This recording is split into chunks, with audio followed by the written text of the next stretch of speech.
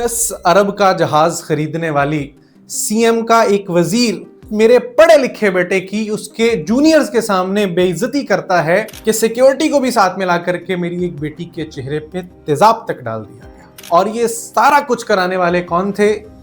जनाब इज्जत माब असिस्टेंट कमिश्नर साहब। मेडिकल के प्रोफेशन को अगर जुबान दी जाए तो इस वक्त के जो हालात चल रहे हैं उसके मुताबिक वो कुछ इस तरीके से अपना तारुफ कराता। किताबों में मुझे मसीहा कहते हैं।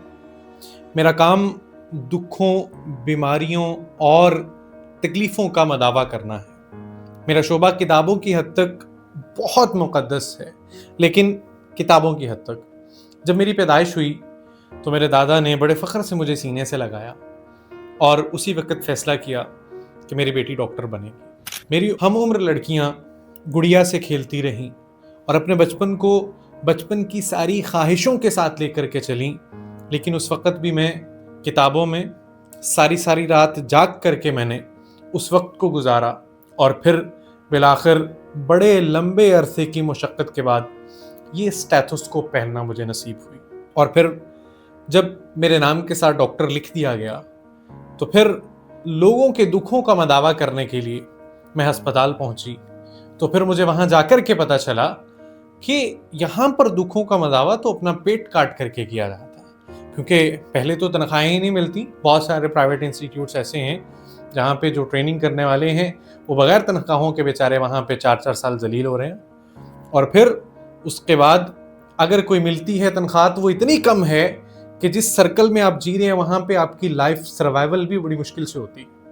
और फिर इन सारी मेहनतों का, मुशक्क़तों का नतीजा क्या मिला? एक दिन मेरी एक बेटी डॉक्टर अस्पताल में ड्यूटी पर मौजूद थी। एक नौजवान आया कि जी मुझे सीटी स्कैन कराना।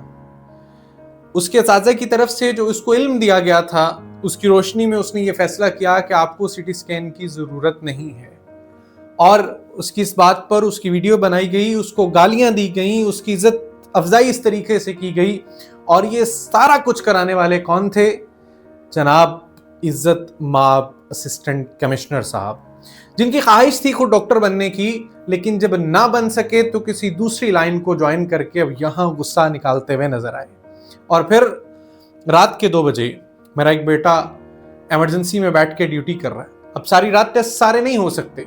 रात को 2 बजे आकर के कहा जी ये टेस्ट कराने हैं। उन्होंने कहा जी अभी तबीयत संभल चुकी है, अभी घर चले जाएं, सुबह आ जाएं। उस बात पर किन चीज़ों से नवाजा गया? वीडियो बनाई गई, फिर उसी तरीके से ढिठाई के साथ वहां पे गालियां दी गई, बेइज्जती की गई। और जब ये चीजें और थोड़ी सी आगे हद से बढ़ी तो फिर क्या हुआ कि आपस की नफरत में इतना घुल मिल गए कि सिक्योरिटी को भी साथ में ला करके मेरी एक बेटी के चेहरे पे तेजाब तक डाल दिया गया। और फिर उसके बाद क्या हुआ? चंद दिन पहले की बात है। 10 अरब का जहाज खरीदने वाली सीएम का एक वजीर एक अस्पताल में जाता है और वहां का एसी 26 से कम चलने पर वहां के उस मेरे पढ़े लिखे बेटे की उसके जूनियर्स के सामने बेइज्जती करता है और बड़ी बाजारी जुबान इस्तेमाल करके उसकी वहां से इज्जत अफजाई करके एक बीए पास बंदा मुंह उठा के वहां से निकल जाता है। इस शोबे के बारे में और कहा भी क्या जा सकता है?